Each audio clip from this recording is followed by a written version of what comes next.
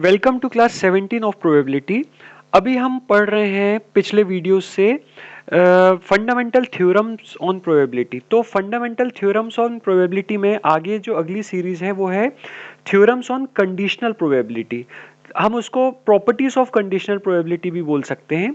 तो हम separate videos में वन बाय वन प्रॉपर्टीज उसकी देखेंगे। आज हम देखते हैं फर्स्ट प्रॉपर्टी या first theorem on conditional probability.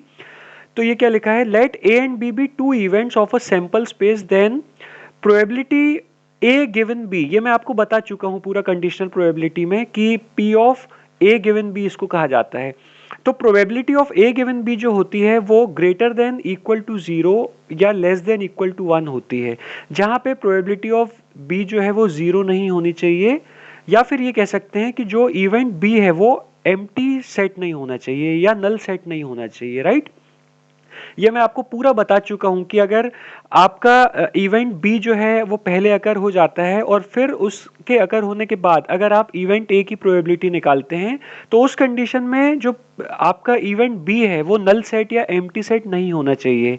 और अगर वो नल सेट या एम्प्टी सेट नहीं होगा तो इसका मतलब उसकी प्रोबेबिलिटी जो होगी वो भी जीरो नहीं होगी, राइट। तो ऐसी कंडीशन में अगर हम P of A given B निकाल रहे हैं, कहने का मतलब ये हुआ कि we are finding the probability of A given that event B has already occurred. तो उस कंडीशन में जो प्रोबेबिलिटी ए की होगी जब बी ऑलरेडी अकर्ड हो चुका है तो वो हमेशा greater than equal to zero रहेगी या less than equal to one रहेगी, राइट। तो हम देख लेते हैं इसका प्रूफ। हम ये जानते हैं by definition of conditional probability. अब कंडीशनल प्रोबेबिलिटी की डेफिनेशन क्या होती है ये मैंने आपको बताया था। अगर probability of A given B दिया है तो वो किसके इक्वल होगा, probability of A intersection B upon probability of B, right. ये मैंने आपको बताया था। या फिर आप इसको क्या लिख सकते हैं, number of elements in A intersection B divided by number of elements in B. ये मैं आपको बता चुका हूं पिछले जो आपको कंडीशनल प्रोबेबिलिटी का वीडियो एक्सप्लेन किया था उसमें। तो यहाँ पे मैं ये वाला रिजल्ट यूज कर रहा हूँ, दोनों में आप किसी को भी यूज कर सकते हैं। मैं यहाँ पे ये वाला रिजल्ट यूज कर रहा हूँ। तो probability of A given B यहाँ पे क्या हुआ, probability of A intersection B upon probability of B. अब हम जानते हैं कि A intersection B is a subset of B, क्योंकि मैंने आपको बताया था कि जो सैंपल स्पेस है, ओके, तो क्योंकि मतलब जो आपका इवेंट बी है वो अगर पहले हो चुका है तो इसीलिए जो इवेंट ए है उसके लिए जो सैंपल स्पेस रहेगा वो एस ना होके अब क्या हो जाएगा, बी हो जाएगा, राइट। तो यहां पे हम देख सकते हैं कि ए इंटरसेक्शन बी जो है वो सबसेट होगा किसका, बी का। तो यहां पे अगर ए इंटरसेक्शन बी सबसेट है बी का, मतलब ए इंटरसेक्शन बी में जितने भी एलिमेंट्स हैं वो या तो इक्वल होंगे बी के एलिमेंट से या उससे लेस होंगे। तो इसका मतलब उसकी प्रोबेबिलिटी भी जो होगी या तो इक्वल होगी प्रोबेबिलिटी ऑफ बी से या तो लेस होगी बी से। तो यहाँ पे हमने throughout probability of B से डिवाइड किया तो probability of A intersection B upon probability of B क्या हो जाएगा, less than equal to one. I hope ये आपको क्लियर हो गया होगा। Also we know that probability of A intersection B is greater than equal to zero, क्योंकि हम जानते हैं कि A intersection B आपका क्या है, एक एम्प्टी सेट नहीं है।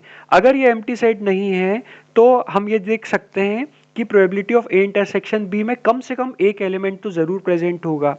मतलब ए इंटरसेक्शन भी जो सेट होगा उसमें कम से कम एक एलिमेंट जरूर प्रेजेंट होगा।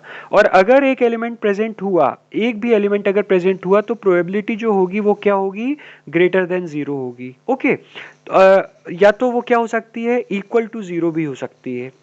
इसका मतलब क्या हुआ, यहाँ पे भी हमने क्या किया, both sides probability of B से डिवाइड अगर हम इसको करेंगे तो हमें क्या मिल जाएगा, probability of A intersection B divide by probability of B is greater than equal to zero divide by anything gives you what, zero.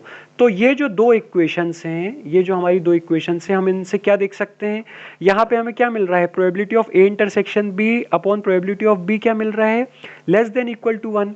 और यहाँ पे probability of A intersection B upon probability of B क्या मिल रहा है, greater than equal to zero. अगर हम इस दोनों को कंसीडर करते हैं तो हम ये देखते हैं कि प्रोबेबिलिटी जो है वो जीरो से इक्वल या ग्रेटर हो सकती है या वन के इक्वल या लेस हो सकती है। तो हम इसको कंबाइनली इस फॉर्म में लिख सकते हैं, ठीक है, क्योंकि probability of A intersection B upon probability of B क्या होती है, probability of A given B होती है ना।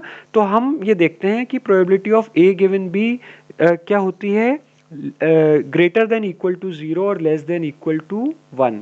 तो ये हमारा प्रॉपर्टी 1 या फिर हम कह सकते हैं थ्योरम 1 जो है वो कंडीशनल प्रोबेबिलिटी का यहाँ पे कंप्लीट होता है। क्लास 18 में हम देखेंगे प्रॉपर्टी 2 या theorem 2 on conditional probability. Thank you.